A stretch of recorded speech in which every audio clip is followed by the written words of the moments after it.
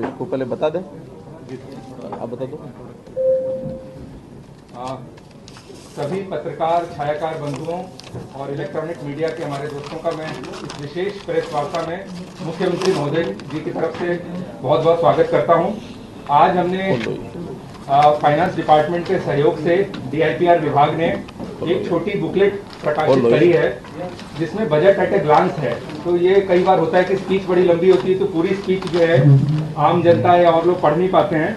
तो हमारा उद्देश्य ये है कि एट ए ग्लांस जो मेन फीचर्स है बजट के, वो इस बुकलेट के माध्यम से ये सॉफ्ट कॉपी में भी उपलब्ध होगी, सबको जानकारी के लिए होगा। तो मैं अनुरोध करूंगा CM साहब से इसका अनावरण करें। सर। चलिए, धन्यवाद।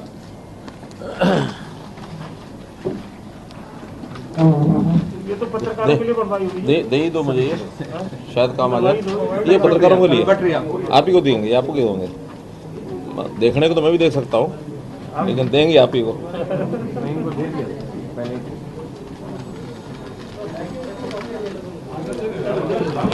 अच्छा, एक मेरे पास ये कॉपी है,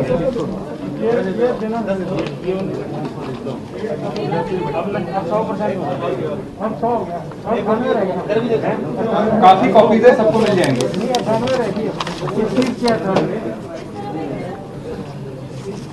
तो मित्रों,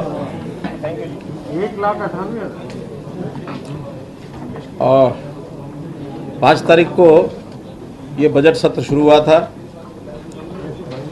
राज्यपाल महोदय ने अपना अभिभाषण दिया, जिसका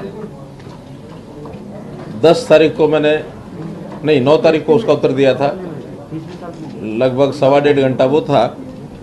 10 तारीख को फिर जब अविश्वास प्रस्ताव के समय 1.5 घंटा वो दिया था, और अभी आज भाषण में 2.5 घंटे आज हुए हैं, 2 घंटे 40 मिनट। तो अभी बोलो प्रेस कॉन्फ्रेंस कितने घंटे चलानी है? 1 घंटा बस। ये तो आप उठ के ना जाना। नहीं, मैं नहीं जाता, आज बोलो। जब सारे सवाल खत्म हो जाए तब चले जाना। नहीं, मुझे तो सब कह रहे हैं ना कि क्या कर रहे हो आप। इतना लो। चलिए, आनंद के लिए बात कह रहा हूँ।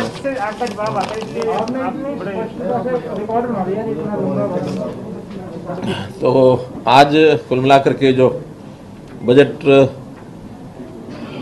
प्रस्तुत किया गया है, इसका वैसे आप लोगों ने सीधा इसका प्रसारण भी सुना ही है, और अभी ये जो पुस्तिका ये दी गई है, ये भी एक सारांश है, उसी का ही बनाया है और आप लोगों को ये भी उपलब्ध करा दिया है।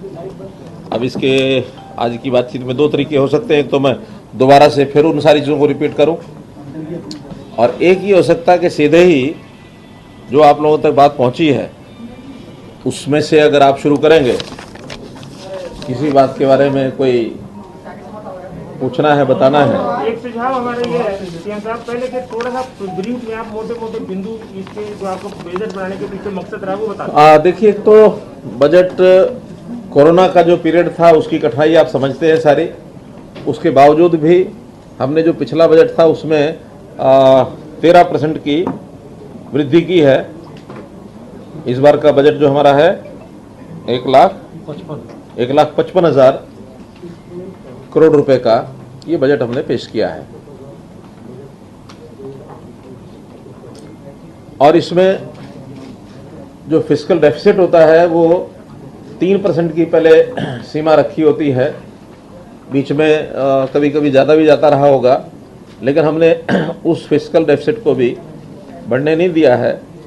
बावजूद इसके कि हमारे रेवेन्यू भी कुछ ना कुछ कम हुए हैं, फिर भी इतने कम नहीं हुए जितने शुरू में एक अपेक्षा की जा रही थी कि 17,000 करोड़ रुपया रेवेन्यू कम हो गया। लेकिन अक्टूबर के बाद बढ़ना शुरू हुआ। अक्टूबर, नवंबर, दिसंबर, जनवरी, फरवरी, इसमें लगभग 10-11 हज़ार करोड़ रुपया रिकवर भी हो गया है। मतलब मार्च मिला करके 11,000 करोड़ कवर हो जाएगा, तो 5-1 हज़ार करोड़ रुपया उसका लॉस रहेगा।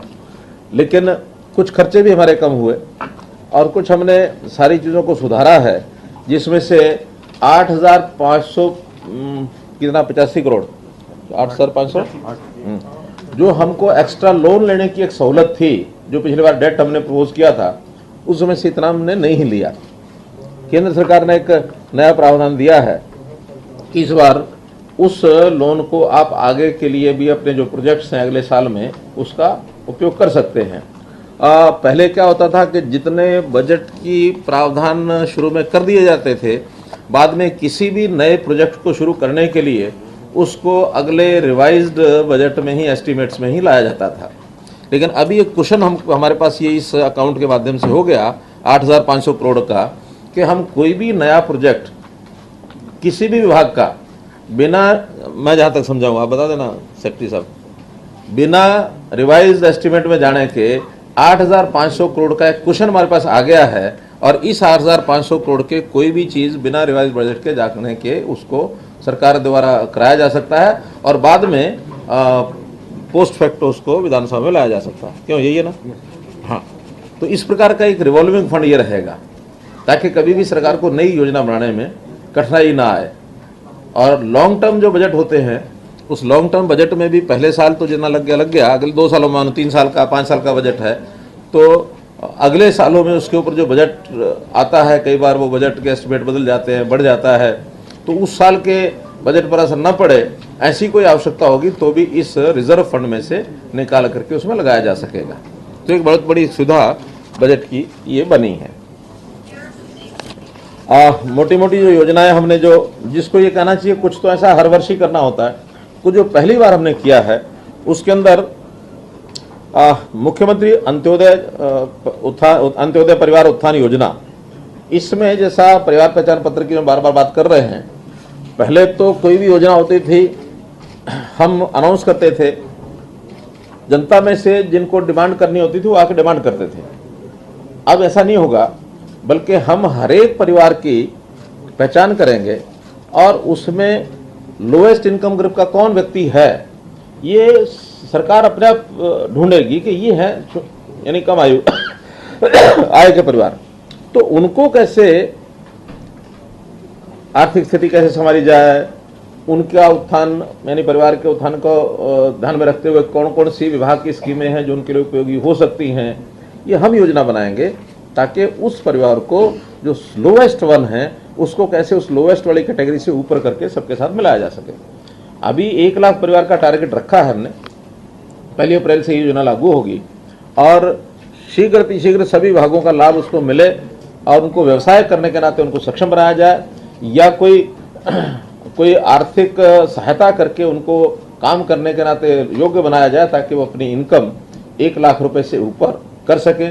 प्रारंभ में 1 लाख का टारगेट है, जब 1-1 लाख बढ़ते चले जाएंगे तो अंतोगत्वा 1,80,000 तक उनको सबको ले जाने की बात है। 2025 तक सब परिवार 1,80,000 की आय से ऊपर चले जाएं, ऐसी अभी हमारी बड़ी सोच है। लेकिन विजन अभी ये है, लेकिन योजना अभी 1 साल की बनाई है, अगले साल की योजना बनाएंगे। वृद्धावस्था पेंशन आपको बताया 2500 रुपया कर दी है। हर खेत किसान के नाते जो चीज़ें हमने की हैं कि पहले तो एक गांव में सैंपल कुछ थोड़े स्थानों का लिया जाता था, जो सॉयल हेल्थ कार्ड का बड़े बड़े चंक का, अब हर खेत का सैंपल उसकी टेस्टिंग करा करके मेरी फसल मेरा ब्यौरा में जोड़ा जाएगा। उस टेस्टिंग के लिए लैब्स तो बनेंगी ही, साथ में स्कूल और कॉलेज जहाँ साइंस के विद्यार्थी हैं वहाँ भी हर जगह लैब होगी, मिनी लैब, और जिसमें आवश्यक टेस्ट जितना मिट्टी का है हर एकड़ का वो उसका लिया जाएगा और मेरी फसल मेरा ब्यौरा में डाला जाएगा। वैज्ञानिक जो है उसमें अनुशंसा करेंगे, रिकमेंड करेंगे कि इस खेत में ये चीज़ें बोने से लाभ होगा। फिर किसान उन्हीं में से कोई प्रायोरिटी वाइज होंगी, उन्हीं में से किसान किसी चीज़ की फसल बोता है तो उसको लाभ ज़्यादा होगा, ये एक उनको सहूलत देंगे। इसी के अंदर अर्न वाइल यू लर्न का मतलब उन विद्यार्थी जो कॉलेज में पढ़ते हैं, स्कूल में पढ़ते हैं, साइंस के विद्यार्थी, तो उनको साथ में कुछ का हर एक टेस्ट का एक पैसा भी उनको मिलेगा, वो भी उनका लाभ हो जाएगा।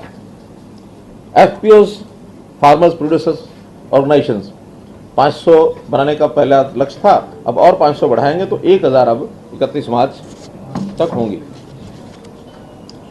कंप्रेस्ड बायोगैस सेंटर्स और कंप्रेस्ड बायोमास प्लांट, ताकि पराली वाली जो समस्या है उसको हम कैसे ख़त्म कर सकें, उसका ईंधन उसमें काम आएगा, तो ये भी हम हमारा पेट्रोलियम डिपार्टमेंट केंद्र से बात करके हम करेंगे। जैविक खेती और जीरो बजट खेती, प्राकृतिक खेती, इस ओर हालांकि पिछले साल की हमारी योजना थी, लेकिन कोविड के कारण से जो उसका विस्तार में करना था वो नहीं कर पाए, एक सेमिनार होकर रह गया। उसके बाद 6-7 बड़े कार्यक्रम ट्रेनिंग के करने थे, वो नहीं हुए। अब उसको वहीं से लागू करेंगे और इस वर्ष 3 लाख एकड़ ये हमने टारगेट उसका रखा है। एक किसान मित्र योजना जो पहले से आप बताई थी, उसका स्पेसिफिक एक आ गया है कि अब हम, जैसे कहा जाता है भी किसान जो है वो आर्थिक के पास तो कभी भी जाके पैसा ला सकता है, वो उसका क्या बोलते उसको, एटीएम है। तो वो एटीएम केवल कहने के लिए होता है। हमने प्रत्यक्ष 1000 एटीएम किसानों के लिए ये गांव-गांव में, बड़े गांव में या कुछ गांव के समूह में स्थापित करेंगे। और उन एटीएम को कैसे चलाना है, सबसे पहला काम किसान मित्रों को यही दिया है। लेकिन अंतोगत्वा किसान मित्र जो है, हर किसान की आर्थिक तौर पर उसका मैनेजमेंट, वित्तीय मैनेजमेंट क्या होगा और वित्तीय संस्थाओं के साथ कैसे वो डील करे। क्योंकि सबसे बड़ी कठिनाई किसान की ये है कि उसको यही ध्यान में नहीं आता मुझे कितना पैसा ले लेना चाहिए, कितना का उपयोग करना चाहिए। और कहीं ना कहीं सरकारी पैसे का एक उसके साथ उसकी कंसर्न नहीं बना रहता कि मुझे ये पैसा वापस करना है। उसको लगता है मैंने एक बार ले लिया तो शायद मेरे ही पास रहेगा, इसको मुझे देना नहीं है। बल्कि ये एक लेन देन की प्रक्रिया में एक स्वस्थ सिस्टम बने तो किसान मित्रों का उपयोग इस नाते से हम कराएंगे। फिर भंडारण के नाते से कई योजनाएं बताई गई हैं।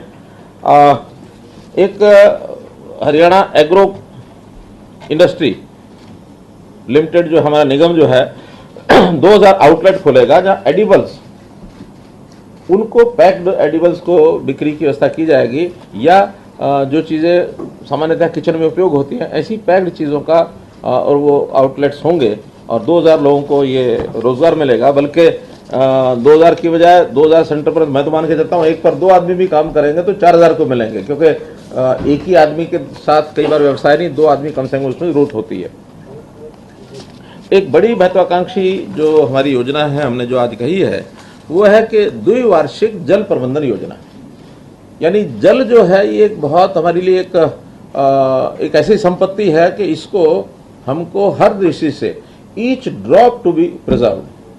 अगर हमें भगवान ने एक बूंद भी दी तो वेस्ट ना चली जाए, वो हम अपने पास रखें। हमारे पास रिजर्वायर जो है, बहुत बड़ा रिजर्वायर है पानी को रखने का, और वो है अर्थ, जमीन। कि हम उस पानी को जमीन के अंदर भी रिचार्जिंग ज़्यादा हो, पानी कम से कम निकाला जाए, इसके लिए तालाब अथॉरिटी हमने बनाई है, वाटर अथॉरिटी हमने बनाई है। जो नए डैम जितने उत्तराखंड और हिमाचल के वहाँ से पहाड़ों से उतरने वाले हैं उनकी योजनाएं बन गई हैं। एसवाइल पर भी हम काम कर रहे हैं। और हमारे यहाँ लोकल अपनी जो बरसात है, उस बरसात को भी हम कैसे रिजर्वायर छोटे छोटे बना करके कैसे कर सकते हैं, और जो बोरवेल हैं उनको कैसे ज़्यादा लगाएं। 1000 बोरवेल की बात हमने कही है। धान की जो बात कही है कि पिछले साल 97,000 एकड़ धान लोगों ने कम लगाया, मैं उनकी बधाई देता हूँ, सराहना करता हूँ। अगले साल का 2 लाख एकड़ का हमने टारगेट रखा है। अपील करेंगे, ये अपील से ही है, कोई कानून नहीं है। अपील करेंगे, उनको सहायता देंगे, इंसेंटिव देंगे 7,000 रुपये एकड़ का, और जो चीज़ें इसके बदले में वो बुआई करेंगे उसकी खरीद की व्यवस्था करेंगे ताकि उनको बेचने में कठिनाई ना आए। छोटे छोटे डैम्स अरावली के साइड के, या एक जो हमारा त्रिकुंड बैराज है, वहाँ एक बड़ा बांध होगा, डैम होगा या बैराज होगा, वो तो उसका जब आ जाएगी, रिपोर्ट आ जाएगी, तभी हम तय कर पाएंगे। लेकिन हमने सोचा है कि एक डैम भी अगर वहाँ बनता है, चाहे छोटा ही डैम बने, बिजली भी उत्पादन होगी और बहुत बड़ा कैचमेंट एरिया, जो तीनों लखवार और ये जो हमारा डैम है रेणुका, लखवार और किसाऊ, उसके बाद भी काफ़ी बड़ा एरिया ऐसा है जो कैचमेंट एरिया का पानी वो यमुना में से निकल करके और उन 2 महीने में बहुत बड़ी मात्रा में पानी चला जाता है। वहाँ भी पानी रुकेगा। उस कैचमेंट एरिया को हम सूर्यकुंड पर भी रोक पाएंगे। पानी का बहाव फिर भी आगे जाने के लिए पर्याप्त होगा। उस पानी का उपयोग हम जो है अपने सिंचाई के लिए अथवा पानी की आवश्यकता पूर्ति करने के लिए वो कर पाएंगे। तो ऐसी 2 साल की बड़ी योजना, इसमें ड्रिप इरिगेशन का मामला भी है, इसके ऊपर विशेष फोकस करते हुए हमने बजट भी इसका अलग से निर्धारित किया है।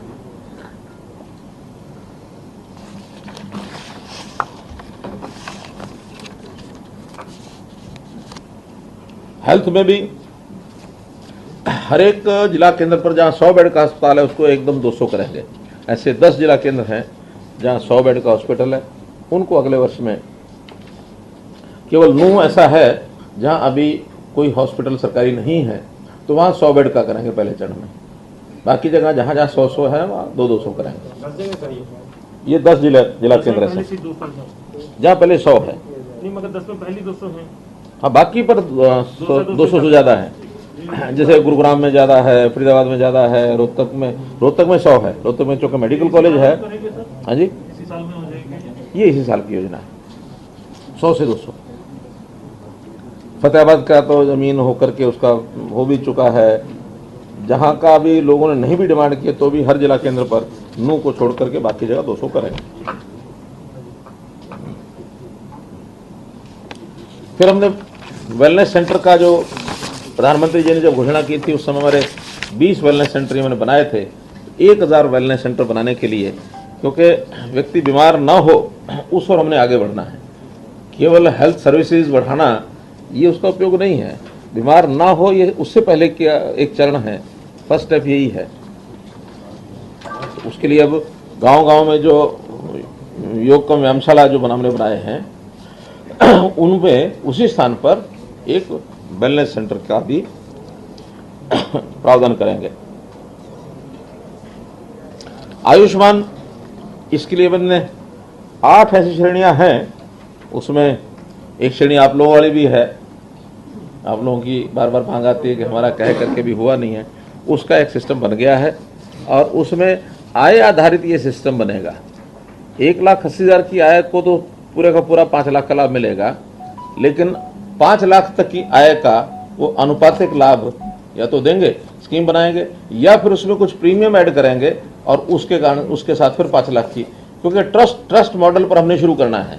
ये केंद्र का जो पहले प्रावधान है, सहायता मिलती है, वो केवल जो SCCC डाटा में पहले से है उन्हीं का मिलता है। उसके अलावा बाकी हमने स्टेट की ओर से करना है और वो एक ट्रस्ट मॉडल के आधार पर किया जाएगा। उसकी प्लानिंग बन जाएगी और जल्दी उसकी घोषणा कर देंगे, लेकिन इसमें 8 श्रेणियां और लाभान्वित हो जाएंगी। फिर नई शिक्षा नीति के बहुत से प्रावधान हैं, उनको 2030 तक लागू करने की बात कही गई है केंद्र सरकार के द्वारा। हम उसको 2025 तक लागू कर देंगे, ऐसा हमने शिक्षा मंत्री जो केंद्र के हैं निशंक जी, उनको मैंने कहा है कि उन्होंने हमारी प्लानिंग मांगी भी है कि कैसे प्लानिंग कर रहे हैं। तो उसमें बहुत से प्रावधान जो आज बताए हैं कि जो संस्कृति मॉडल स्कूल, इसका एक बड़ा एक क्षेत्र हम उसे लागू करने वाले हैं ताकि शिक्षा का स्तर ऊपर उठे, अध्यापक भी अच्छे उसमें आए। उसमें गरीब विद्यार्थियों को मुफ्त शिक्षा देंगे और जो पे कर सकते हैं वो उसके हिसाब से उसकी योजना सब बनाएंगे। और इसी में जो आंगनवाड़ियां हैं उनको अपग्रेड किया जाएगा। उसमें 4000 प्लेवे स्कूल उसी में से बनाए जाएंगे, क्योंकि अभी आंगनवाड़ी सेंटर्स का जितना अच्छा उपयोग होना चाहिए उतना भी नहीं होता है। वहाँ का स्टैंडर्ड लेवल बढ़ा करके, ताकि आम परिवार भी या कामकाजी महिलाएं वो भी अपने बच्चों को वहाँ छोड़ करके जा सकें। केवल इतना ही नहीं कि बच्चों को वहाँ मुफ्त में भोजन मिलना है, खाना मिलना है, दूध मिलना है, उसी के लालच में जाएं। इसके बजाय जिनकी आवश्यकता है, कामकाजी महिलाएं हैं, कमाती हैं, लेकिन उनको क्रच भी चाहिए, उनको प्लेवे स्कूल भी चाहिए, तो क्रच और प्लेवे स्कूल इसके ऊपर फोकस करेंगे। 2 जगह पर हमने विचार किया कि KG to PG इसका भी एक सिस्टम बहुत जगह पर चलता है, ये KG to PG, और एक निरंतरता उनकी शिक्षा में, उनके प्रशिक्षण में, स्किलिंग में, रोजगार प्राप्त करने में एक उनको सुविधा होती है। तो 2 यूनिवर्सिटीज़ को हमने सोचा है कि कुरुक्षेत्र यूनिवर्सिटी और रोहतक यूनिवर्सिटी, उसमें KG to PG का एक प्रयोग शुरू करेंगे। एलुमनाई सिस्टम, एलुमनाई की उत्सव, उनकी मीटिंग्स, पूर्व छात्र उत्सव, हर संस्थान के साथ इतने इतने सालों के जो पढ़े हुए लोग हैं वो आज बाहर कहीं ना कहीं अच्छे पोजीशन पर, अच्छे स्थान पर पहुंच जाते हैं। किसी भी स्थान पर पहुंचे, कम से कम पढ़ाई के समय जिनका एक लेवल था उस लेवल पर भी आकर के मिलने जुलने से एक सौहार्दता, एक समरसता, एक आपसी भाईचारा वो बढ़ता है। और बहुत से विदेशों में देखते हैं हम कि बहुत से ऐसे साधन संपन्न व्यक्ति हैं जो किसी संस्थान से पढ़ करके गए हैं, वो बहुत काम करते हैं बड़े स्थानों पर। वहाँ आने के बाद ये भी लगता है कि उन संस्थानों की आर्थिक सहायता करने के लिए भी एलुमनाई आगे आ सकते हैं।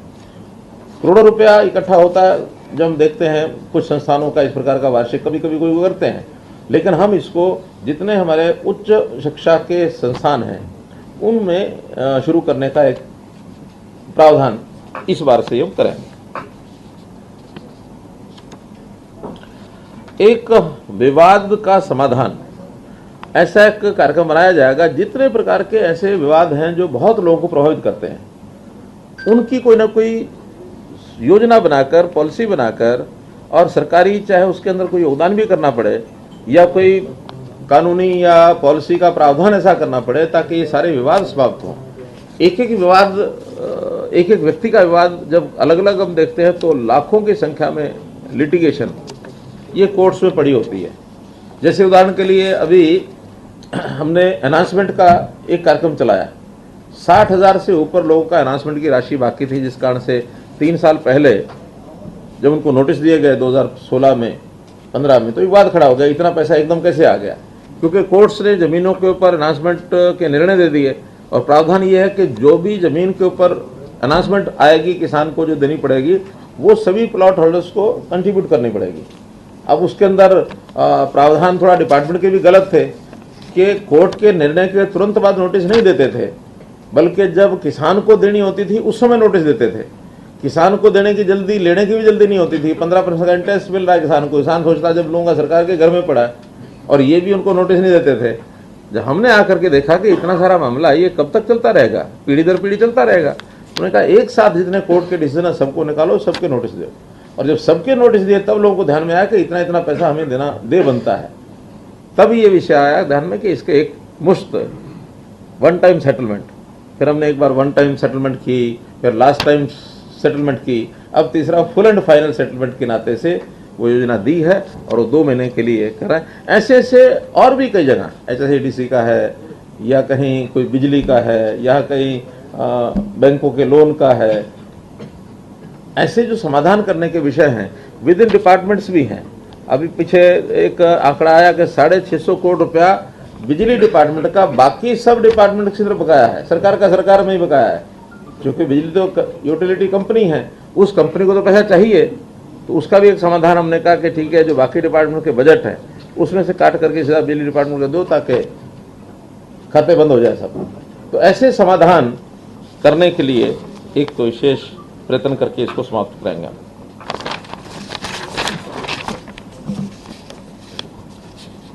शहरों में पट्टे पर, किराए पर म्यूनिसिपैलिटीज की दुकानें 20-20 साल से पहले की भी लोगों के पास हैं।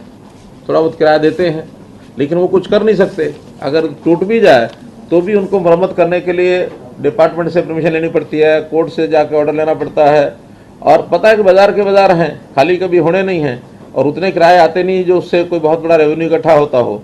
तो हम योजना बना रहे हैं कि 20 साल पहले के जितने भी लोग कहते भी हैं इसका कीमत जो है वो ले लो ताकि हमारी मलकियत हो जाए, तो उसकी योजना बना रहे हैं कि आज का जो रेट है उस रेट के हिसाब से, या उसमें थोड़ी कंसेशन उनकी उनका जो ड्यूरेशन ऑफ पोजेशन है उसके हिसाब से थोड़ा कंसेशन दे करके और एक प्लानिंग बनाएंगे ताकि वो लोग पैसा भर के अपने नाम करा लें, वो मलकियत उनकी हो जाए। नहीं, हम योजना बनाएंगे, सामने वाला लेना चाहेगा तो लेगा, नहीं तो नहीं। योजना सबके लिए होगी, लेकिन ये विषय ऐसा है कि कोई पैसा देगा तो लेगा, नहीं देगा तो जैसे चल रहा चल रहा। तो किराया नॉमिनल देगा तो नहीं चाहेगा? नहीं, किराया क्यों रहेगा, फिर तो पूरा पैसा वो देंगे, वो मालिक हो जाएगा। ये कितनी प्रॉपर्टी को आइडेंटिफाई की? ये कई हजार, 5-6 हजार दुकानें हैं म्यूनिसिपैलिटी की, ऐसा एक रफ काउंट है मेरे पास, हजारों दुकानें हैं ये। लेकिन सर ये अनाउंसमेंट वाला तो अभी भी कुछ बता रहे हैं सॉफ्टवेयर की गड़बड़ी है, लोग उसमें भी अभी भी आउटस्टैंडिंग दिखा रहे हैं। जिन लोगों ने जमा कर दिया वन टाइम उनका भी आउटस्टैंडिंग निकल रहा है। नहीं, वो तो देखेंगे, अगर वन टाइम जमा हो गया तो क्यों दिखाएगा। काफी आ रहा है। नहीं, वो हमारे PSCM नहीं आए हैं, वो उनके जिम्मे है। बता देना मुझे। मैं बता कोई बता रहे कि सॉफ्टवेयर में कोई गड़बड़ है तो उसको चेक करेंगे। कोई गड़बड़ नहीं होने देंगे। देखिए, टेक्नोलॉजी में है, कोई अगर फॉल्ट है, हो सकता है हो जाए, लेकिन उसको ठीक करना हमारा काम है, ठीक करेंगे। हम सुविधा के लिए कर रहे हैं लोगों के, कोई लोग हमारे अपने हैं, हम लोगों के लोग हमारे हैं। तो इसी प्रकार ग्रामीण क्षेत्र का जो हमने किया है, एक यूनिक काम किया। लाल डोरा इतने सालों से, अंग्रेजों के टाइम से चल रहा है, उसको खत्म करने के लिए हमने एक योजना बनाई थी, जो गांव करनाल का सिरसी गांव से, और वो इतनी प्रचलित हुई है कि उसको देश में लागू कर दिया प्रधानमंत्री जी ने, पूरे देश में। अभी हमारे यहाँ भी लगभग 5000 गाँव का सर्वे हो चुका है और उनकी रजिस्ट्रेशन वगैरह सब हो रही है। अब एक दिन लगा करके उनको सबको उनकी रजिस्ट्रियाँ बंटवा देंगे। गांव जहाँ सहमत हो जाता है भी ये प्लॉट इनका है, उसकी नापतोल करके और उसको रजिस्ट्री दे देते हैं, ताकि आगे से वो रेवेन्यू रिकॉर्ड में आ जाए। अभी तक लाल डोरा के अंदर का किसी प्रॉपर्टी का कोई रिकॉर्ड नहीं है। ऐसे ही शहरों में मकान बहुत बन गए, कॉलोनियाँ बन गई, उसमें बहुत सी कॉलोनियाँ अभी भी अनऑथराइज्ड हैं। उन सबको एक ऑथराइज करने के लिए उनको क्या ऑथराइज क्या बोलते हैं, रेगुलराइज करने के लिए, नियमित रेगुलराइज करने के लिए हमने एक पोर्टल बना दिया है कि जिसने अपनी कॉलोनी करानी है रेगुलराइज, उसका कॉलोनी का नक्शा, कितने प्लॉट, कितने एरिया, कितने लोग, और उसका एक आने के बाद, डाटा आने के बाद हम उसकी पॉलिसी बनाएंगे कि जो एक डेवलपमेंट का खर्चा आना चाहिए, जो हमारे HSVP का या HSIDC का या और म्यूनसिपल अर्बन लोकल बॉडीज अनुमान लगाएंगे भी इतना खर्चा आता है कॉलोनी में, सड़कों का, पानी की पाइप का, बिजली का, सीवरेज का, नालियों का, उस सारे खर्चे के हिसाब से तो शायद अब नहीं लेंगे, उससे कुछ कम लेंगे। एक प्लानिंग बना करके और उसका घोषणा कर देंगे भी ये पैसा जमा कराते जाओ और अपने कॉलोनी को ऑथराइज कराते जाओ। लेकिन इसके बाद एक भी नहीं बनेगी, उसके लिए रजिस्ट्रेशन में हमने 7A का जो क्लॉज डाल करके रजिस्ट्रियाँ सब बंद कर दी हैं। कोई अनऑथराइज प्लॉट की कॉलोनी अब कोई नहीं करा सकेगा। जिसका रेवेन्यू रिकॉर्ड में नाम पहले से है या तो वो करा सकेगा, या एग्रीकल्चर लैंड तो एग्रीकल्चर रहेगी। एग्रीकल्चर लैंड को काट पीट करके और उसके प्लॉट बना के कोई नहीं करा सकेगा, उसके लिए उसको लाइसेंस लेना ही पड़ेगा। हमने उस लाइसेंस में बहुत कम लाइसेंस की एक योजना दे दी है, दीनदयाल आवास योजना, यानी जो सामान्य योजनाएं थी उससे भी बहुत कम रेट रख करके वो योजना दी है। आखिर तो किसी भी व्यक्ति को मकान तो ऐसी जगह बनाना चाहता है जहाँ उसको लगे कि हाँ रेगुलर है, सरकार की कोई समस्या नहीं आएगी, लेकिन लेता क्यों है, उसको सस्ता मिल जाता है, वो लालच में फंस जाता है, तो इसलिए वो रजिस्ट्री करा लेता है। अब रजिस्ट्रियाँ बंद हो गई हैं तो थोड़ा सा बच के चलेगा। इसमें समय सीमा दी है कि कब तक जो है उसका होना चाहिए जो पहले बनी हुई? अभी तो नहीं, अभी तो किसी भी कॉलोनी में जो भी कोई कराना चाहते हैं, जिसने बना ली, नई बनाने नहीं देंगे। जो बन गए हैं वो एक बार अप्लाई करेंगे। उसका पहले था कि 50% बने हुए हों वो अप्लाई करता है, हमने वो 50% की शर्त अभी खत्म कर दी है। चाहे 10% बने हैं तब भी बताओ।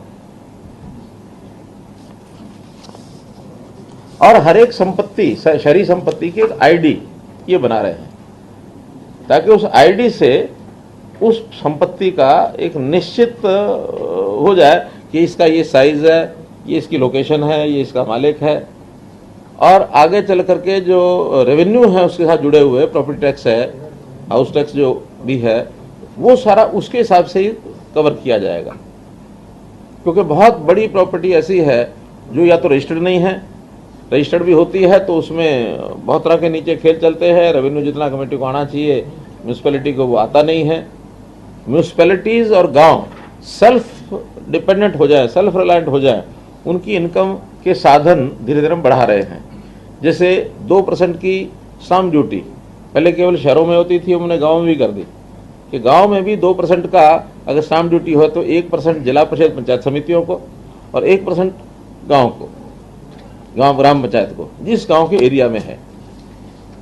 और इसी प्रकार 2% इलेक्ट्रिसिटी चार्जेस, यानी जितना इलेक्ट्रिसिटी का बिल है उस पर अगर 100 रुपये का है तो सिर्फ 2 रुपये, 500 रुपये का है तो 10 रुपये, वो सारे उस ग्राम पंचायत को ही मिलेंगे। धीरे धीरे हमारे स्थानीय निकाय सिस्टम्स में उनकी आमदन बढ़े ताकि अपने पैरों पर अपने आप खड़े हों। स्टेट फाइनेंस कमीशन का पैसा हम देते हैं, सेंट्रल फाइनेंस कमीशन का पैसा भी आता है, वो एक निश्चित पैसा है, लेकिन इसके बाद भी वहाँ खर्चे जितने हैं उनको उतना खर्चे का आमदन है नहीं, तो फिर सारी चीज़ें सरकार कई बार कंट्रोल में रखती है। हमने कहा नहीं, हम धीरे धीरे स्वायत्तता मिलनी चाहिए उनको, क्योंकि 73वां 74वां जो संशोधन है पंचायती राज का, उसमें यही कहा गया है कि स्वायत्त संस्थाएं होनी चाहिए, और स्वायत्त संस्थाएं तब होंगी जब उनको आर्थिक आज़ादी मिलेगी, निर्णय करने की आज़ादी मिलेगी, काम की आज़ादी मिलेगी। तो धीरे धीरे जो ऐसे लेवल के काम हैं जो एक छोटी इकाई तक सीमित हैं, वो धीरे धीरे शिफ्ट करते जा रहे हैं, कोई जिला परिषद को, कोई पंचायत को, कोई गांव को, कोई नगर पालिका को, नगर निगम को। हर पर्ची लेके हमारे पास ना खड़े रहो, क्योंकि वहां भी चुनी हुई सरकार है, पार्षद हैं, पंच हैं, सरपंच हैं, सब कुछ है। बड़े शहरों का भी हमने उल्लेख किया है जिसके अंदर पूरा ध्यान दिया जा रहा है। गुरुग्राम की तरफ पहले ही है, लेकिन smart city, global smart city एक अलग से वहाँ सिटी बन रही है। और ऐसे ही हिसार, क्योंकि एयरपोर्ट बड़ा बन रहा है तो उस पर भी ध्यान है। गुरुग्राम, ये अपना पंचकुला तो भी जैसे पिछली बार बताया था कि हमने उसके चार्जेस बहुत कम कर दिए हैं, तो अब थोड़ा उधर भी लोग बढ़ने लगे हैं। कुरुक्षेत्र, दिव्य कुरुक्षेत्र के नाम से, क्योंकि सांस्कृतिक नगरी है, तो उसका स्थान भी देश और दुनिया में नाम कुरुक्षेत्र का काफ़ी है, उसको भी थोड़ा आगे बढ़ाएं। ऐसी अलग अलग शहरों को अलग अलग स्वरूप में आगे खड़ा करने की योजना सब बनाई। महिलाओं का पुलिस में संख्या बल बढ़ाया जाए, टारगेट रखा हमने 15%, अभी 8.5 या 9% से थोड़ा कम है, 8 पॉइंट समथिंग। मोटे मोटे ये विषय थे, और मुख्य रूप से जैसा मैंने कहा कि शिक्षा, स्वास्थ्य, सुरक्षा, स्वाभिमान और स्वावलंबन, ये 5 एस है हमारे, कि इसके ऊपर सारी चीज़ हमारी केंद्रित रहेगी कि आदमी अपने पैरों पर खड़ा हो। शिक्षा, स्वास्थ्य, सुरक्षा, स्वावलंबन और स्वाभिमान। ये सब बजट में कोई नया कर है क्या? एज सच कोई नहीं है। नहीं, तो कोई डेफिसिट भी है रेवेन्यू का? वो जितना नॉर्मल होता है पिछली बार की तरह उसी प्रकार से है। हमने अपने सिस्टम को पारदर्शी बनाया है, संसाधन उसमें से बचाए हैं, फोकस जो है वो बदला है। फोकस में लोगों का सामाजिक जीवन कैसे सुधरे और गरीब परिवार जो हैं उनका कैसे आर्थिक स्तर ऊंचा हो। मुख्यमंत्री जी, मेजर एलोकेशन किस सेक्टर में किया आपने? हाईएस्ट एलोकेशन हाँ, जरा बनाया है ना हमने। हम आपके साथ शेयर करते हैं, वो चार्ट शेयर करते हैं सारे सेक्टर्स का। पुराना है, परसेंटेज नहीं निकाला, ये निकाला, परसेंटेज ये है। ये परसेंटेज ऑफ टोटल है। सबसे ज्यादा 15,000 करोड़ एजुकेशन में, सॉरी 18,410 करोड़ एजुकेशन। 18,410, पिछली बार था 15,629, यही ना? ये और ये कंपेयर, और कितने परसेंट बढ़ा, ये है क्या उसमें? रेवेन्यू डेफिसिट का भी फिगर दे दें हमें। कर्ज कितना बढ़ा उसकी बड़ी हो? और ये बढ़ोतरी है 17.8।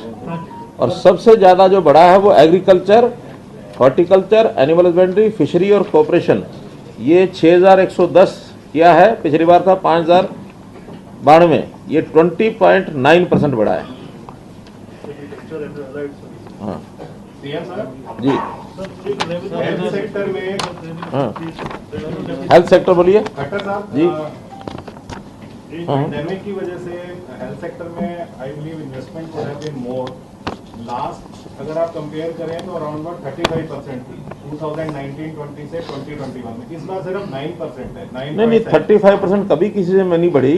लास्ट टाइम भी हाईएस्ट था एजुकेशन में, और वो मुझे लगता है 15-16% ही हाईएस्ट था, या 18% होगा। नहीं, 17%। हेल्थ सेक्टर सारा मिला के लेंगे 17%।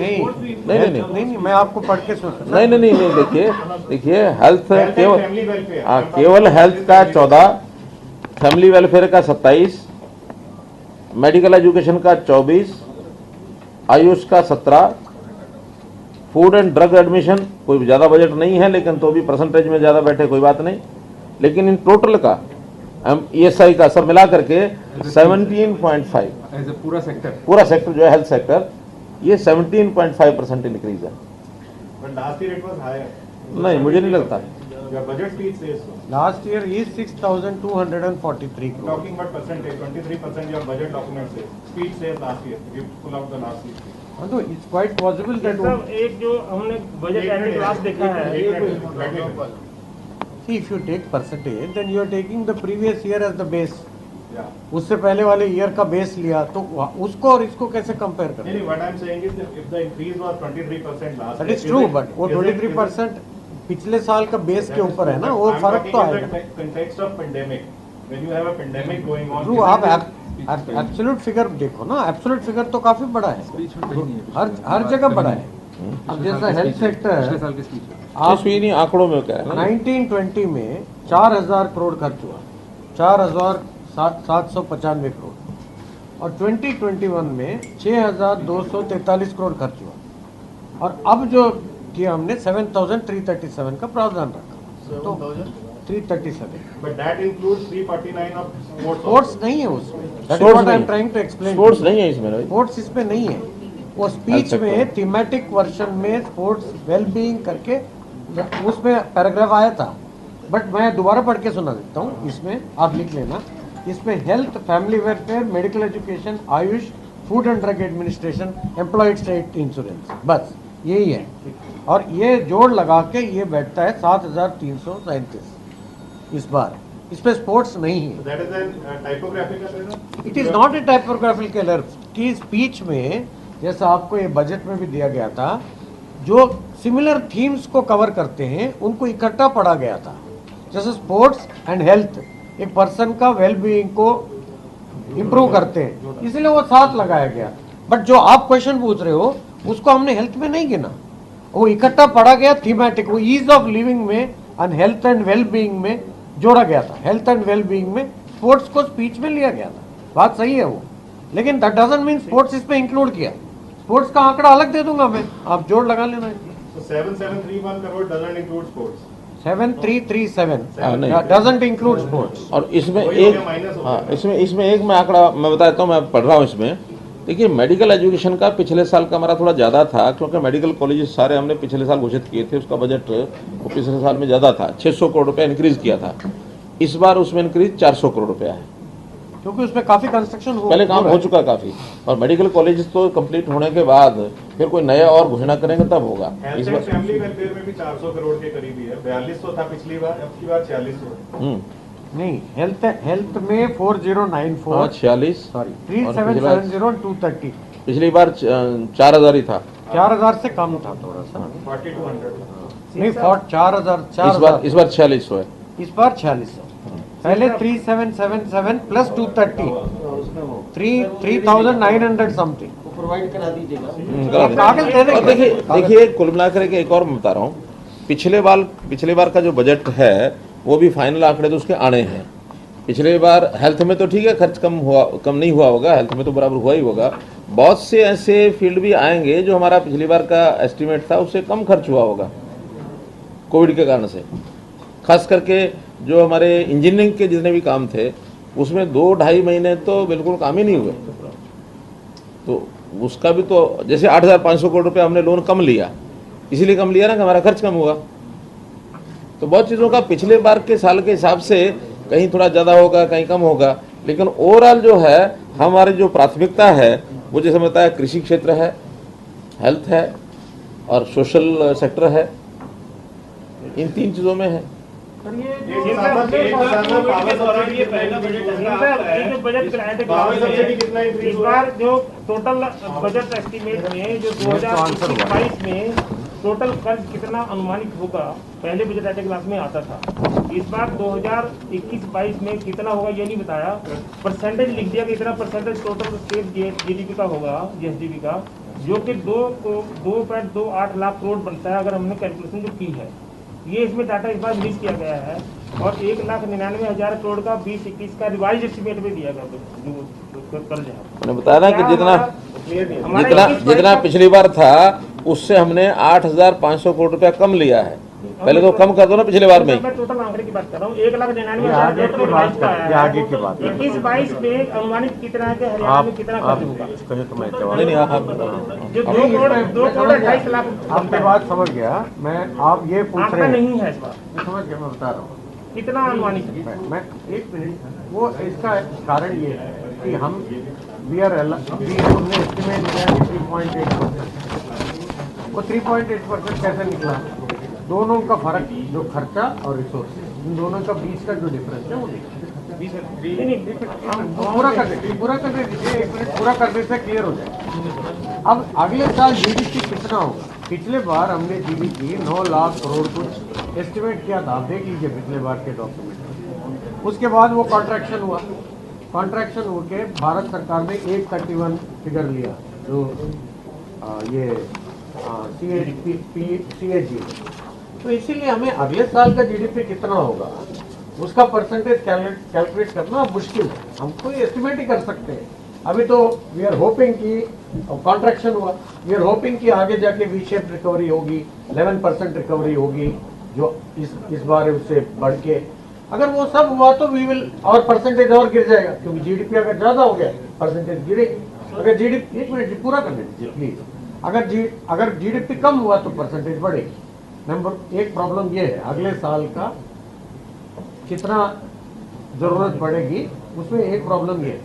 दूसरा, अगर मान लीजिए वी शेप रिकवरी होती है तो रिसोर्सेज ज्यादा हो जाएंगे, डेट और कम हो जाएगी। सेकेंड, थर्ड, पिछले साल का 8,000 करोड़ जो बचा हुआ है वो अगले साल के लिए हमने ट्रांसफर किया, लेकिन कोशिश करेंगे वो भी कम से कम ले। वो उसके ऊपर भी डिपेंड करता है टोटल कितना आएगा।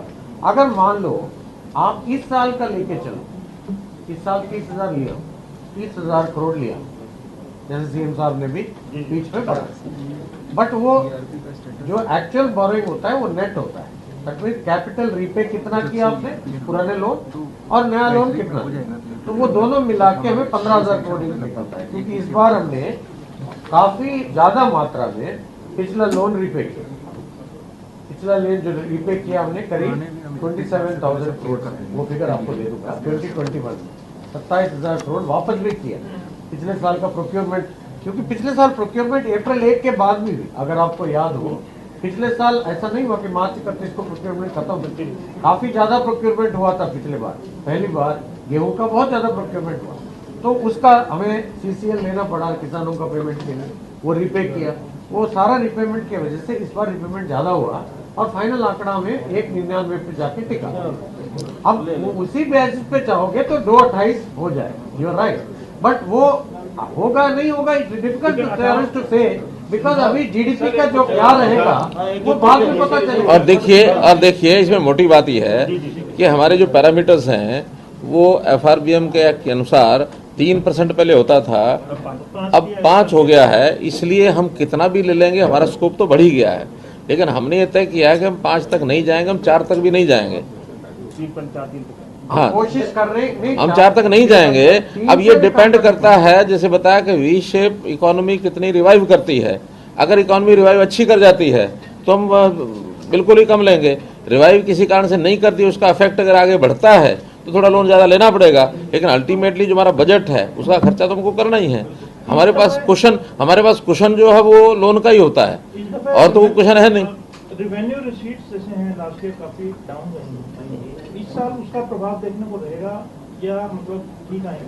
हम अपने हिसाब से उसको वापस कवर कर चुके हैं। जैसे मैंने बताया कि सितंबर तक डाउन जा रहे थे, अक्टूबर ऑनवर्ड्स आगे बढ़ गए हैं, लेकिन टोटल साल का भी 5,000 करोड़ कम है। फिर भी हमें अगले साल का जो 13% का इंक्रीज हमने किया है, उतना इंक्रीज हमको रिसीव्ड भी बढ़ाना पड़ेगा। 5,000 करोड़ ये कम करना है, 13% जो है वो 1,55,000 इस बार घोषित किया। पिछली बार 1,35,000 था, 20,000 करोड़ वो है, 20 और 5 पिछला कम है। 25,000 करोड़ रुपये हमको अपना रेवेन्यू बढ़ाना है। अगर रेवेन्यू बढ़ गया फिर तो हम डेट तो उतना ही लेंगे। अगर ये रेवेन्यू पूरा 25,000 करोड़ नहीं बढ़ा तो आखिर अल्टीमेटली खर्च करने के लिए कहाँ से लाएंगे? We'll have to go to debt side. ज्यादा भी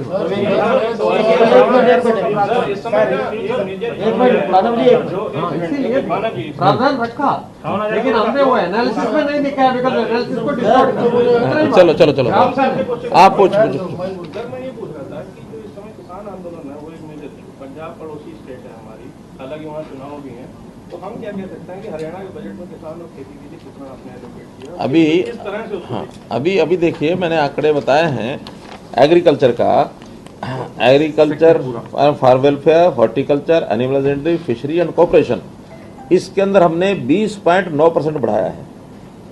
जो पहले 5052 करोड़ रुपया था टोटल आरई में, ये हो गया 6110 करोड़, यानी 1100 करोड़ रुपया हिसाब से बढ़ा है। और इसमें मैं अगर जोड़ना चाहूँगा तो इरिगेशन जरूर जोड़ना चाहूँगा, क्योंकि एक प्रकार से जो इरिगेशन का सारा विषय है वो भी किसान के ही काम आता है।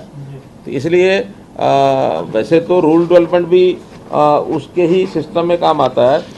इसमें अलग से इरिगेशन इरिगेशन है सर, यहाँ ये नीचे है देखिए, इंजीनियरिंग में 5081 अगेंस्ट 289। तो अब इरिगेशन में कितना पैसा बढ़ा देखिए, 75%। जो ये 2829 करोड़ रुपए था वो इस बार 5081 यानी 5100 करोड़ रुपए लगा रहे हैं।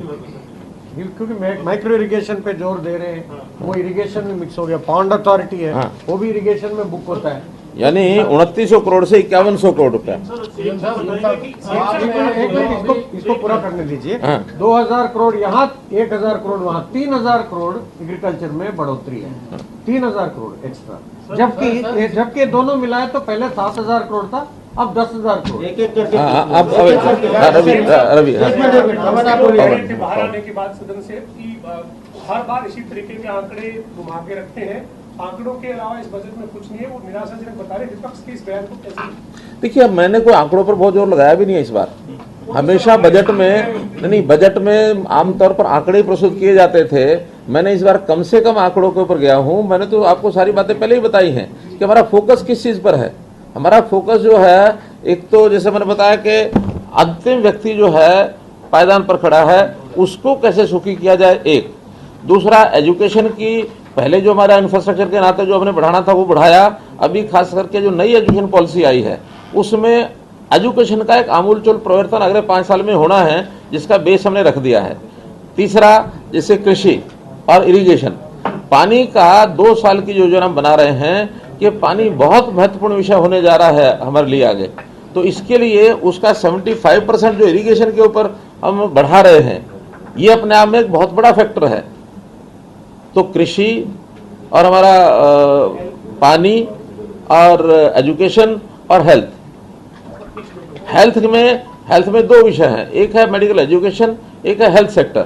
हालांकि मेडिकल एजुकेशन भी हेल्थ सेक्टर में ही आता है, लेकिन हेल्थ में केवल हेल्थ सर्विसेज को नीचे गांव तक ले जाने के लिए हमने जो बताया कि हर जिला केंद्र के ऊपर 200 बेड का हॉस्पिटल होगा, हर CHC को उसमें हम व्यवस्थाएं जो है डायग्नोस्टिक की व्यवस्थाएं बढ़ाएंगे।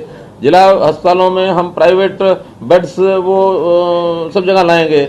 ICU हर एक जिला हॉस्पिटल के अंदर ICU का प्रबंध करेंगे। आज नहीं है सब जगह ICU, वेंटिलेटर्स, ICUs, डायलिसिस, ये चीजें धीरे धीरे जिला केंद्रों पर जहाँ 200 बेड का हॉस्पिटल हो जाएगा उसमें ये सारी चीजें लागू करेंगे।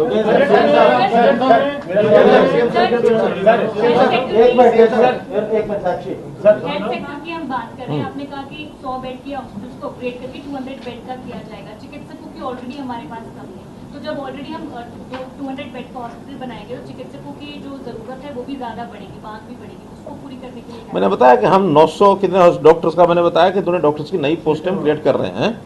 कितने लिखे हैं? 2000 कर दी ना। नहीं, अभी डॉक्टर्स की पोस्टें, डॉक्टर्स की पोस्ट हम और बढ़ा रहे हैं। 900 डॉक्टर्स को लिखा है हमने। सर, बजट में बेरोजगारी के लिए जो बात आई, प्राइवेट सेक्टर की तो बात की, सरकारी का है कि कितने जो भर्तियां सरकार की करनी है? देखिए, सरकारी जो हमारा रेगुलर चल रहा है, हर साल हमारे 12 से 15,000 लोग रिटायर होते हैं, वो तो करने ही करने होते हैं। इन एडिशन पिछला जो बैकलॉग है या जो नौकरियां जहाँ हमें आवश्यकता है, क्योंकि बहुत बड़ी संख्या में आज आउटसोर्सिंग के लोग भी लगे हुए हैं। लगभग 80,000 से 1 लाख लोग आज आउटसोर्सिंग के लगे हुए हैं। अब ये पिछली कमियां चलती आ रही हैं कि जिन लोगों ने आउटसोर्सिंग पर लगा दी है सैंक्शन पोस्ट के अगेंस्ट, आज उनको हटाना भी बड़ा आसान होता नहीं है। तो फेजेज में हम सरकारी नौकरी में पक्के लोग लगाएंगे।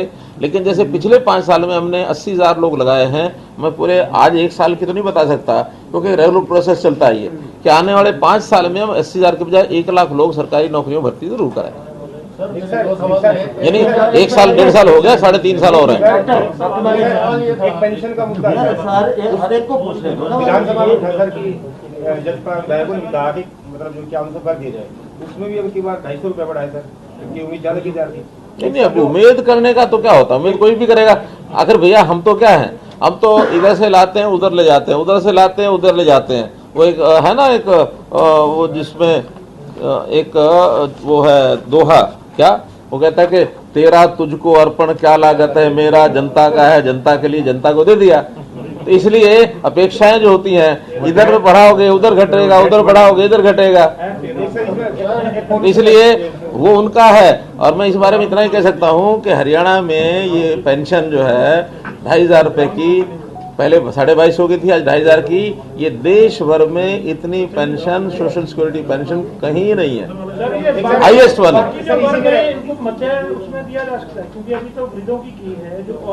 नहीं, वो समकक्ष है, जैसे दिव्यांग है जो उस लेवल के होते हैं ना, विधवा दिव्यांग, वो एक ही चलता है, वो एक ही सब जिसकी 2250 होती है उनकी सबकी 2500। मुख्यमंत्री जी सारी बातें इसमें देखी, काफी पढ़ने की कोशिश की, और जैसा आपने सवाल भी पूछा, कर्ज को लेकर स्थिति साफ नहीं है। इसमें साफ जिक्र क्यों नहीं किया गया कि कितना कर्ज है। जैसा आपको मालूम था कि पिछले वित्तीय वर्ष में 1,99,000 करोड़ के आसपास कर्ज है, तो और जो हमारी SGDP है वो 8.3 के हिसाब से बढ़ रही है।